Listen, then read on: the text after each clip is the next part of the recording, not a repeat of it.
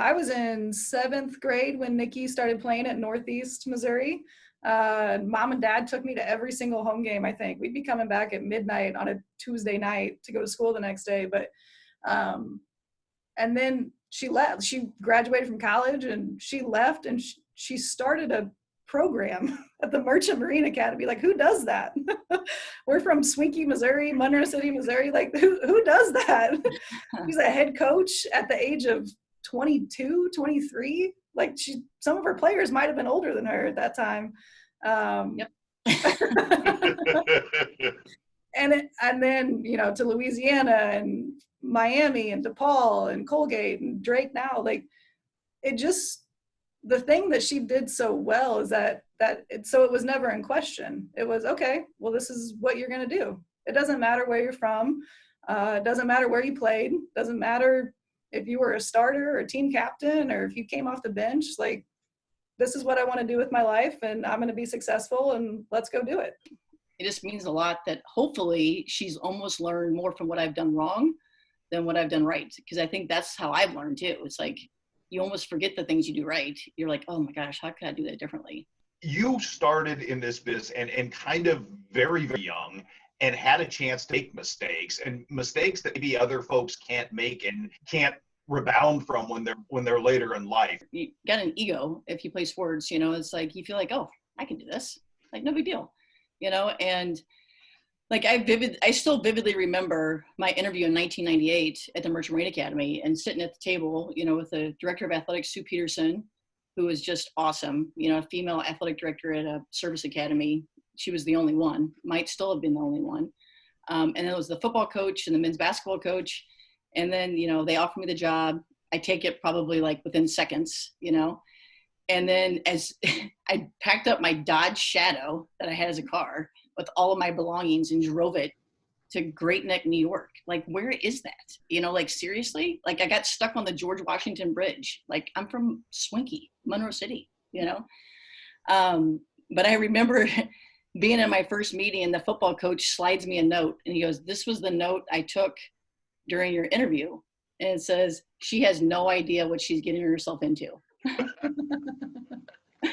And he was right, you know. But it was like, I just was like, okay, how can I figure out recruiting? You know, like, how can I figure this out? So, because I didn't know, like, I just got done playing in May, you know. So I went and I would sit in football meetings, or I'd sit in the men's basketball like meetings and just like, hey, and I would call every coach. I called Jay Wright. He was at Hofstra at the time. And Jay, I know, I love Jay Wright. But anyway, like, you know, the volleyball coach at the Merchant Marine Academy, his wife was the soccer coach at Hofstra. And so I called Jay. There was all these connections, and all of a sudden, like, I'm sitting at Jay Wright's practice, you know, and I just did that for like the first 6 months. I just called everybody, like, got lost in Jersey City, which is not a good place to get lost, you know. But then it was just like, yeah, you think you can do it and you figure it out, and it's like sink or swim. You know, if you don't figure it out, no one else is going to figure it out for you. Your business is really, really hard. I don't think you learn anything in this business about yourself until adversity comes in. Post Colgate, what did you learn about yourself, and kind of what was the whole takeaway for you from that? You know, definitely like resiliency, you know, and to like learn like what's important. You know, I think that probably something I would have done differently is like not put so much weight into certain baskets. You know, I should have just been like, whatever, I'll figure that out later, and I'm just going to focus on this. And I guess, you know, really spread myself too thin. And, you know, so realizing like you have to have a lot of hats, you know, especially as a head coach, but you can pick which hat stays on the longest, you know. And I don't think I did that well enough. And so now it's like, you know, it's easier obviously as an assistant to just wear certain hats, you know. And then I kind of, you know, like Jenny and I have a great relationship, and I feel like I'm such a better assistant coach now, like after the Colgate experience, because there's just times when like as a head coach, it's lonely, man. Like you're like, you feel like the world's caving, and like you might have just won a huge game, and it's still just like, it's just a crazy thing. You know, I've also learned that it's really nice to be closer to family. I don't think I would have learned that at the age of 26, but at the age that I left Colgate, I've learned that now.